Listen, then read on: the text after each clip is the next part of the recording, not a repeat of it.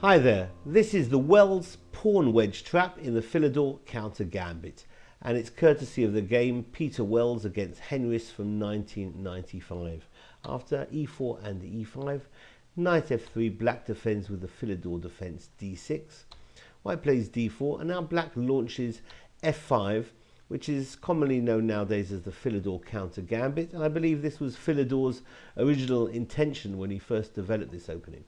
After d takes on e5 and f takes on e4, white's knight jumps to g5, and all the chess engines have white already quite comfortably ahead.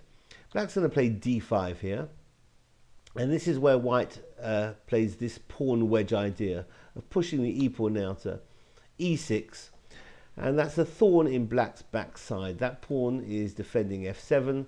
The knight on g5 wants to jump in and fork the queen and the rook, so that's going to be defended by knight to h6. Knight c3 by white develops and attacks the pawn on d5, which is defended by c6, and now white can launch a nice little sacrificial line, which gives him a lot of offensive opportunities. Knight g takes on e4, the knight totally disrupting black's defenses.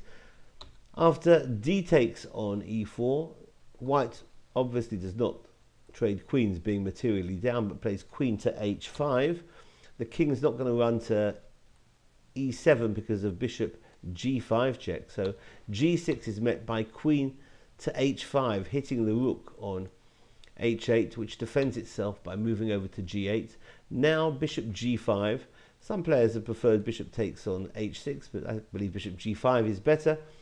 And now white seems to be winning in all variations. Let's have a look at some of them.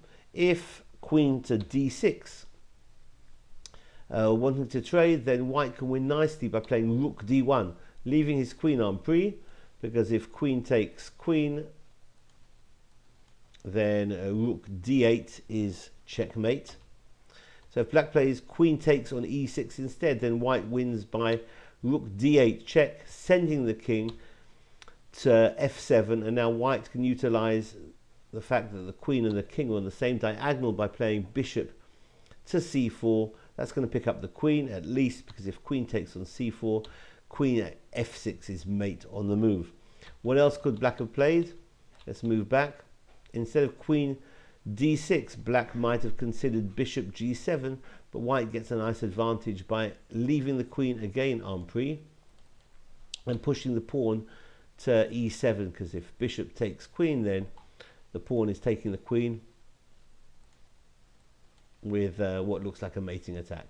So black can play a clever little move here, just give up the queen by playing queen to d2, sending the queen to the king to open no man's land on d2, but white's going to be winning anyway after black takes the queen. Bishop takes on e5, bishop takes on h6. White's now going to be a pawn up.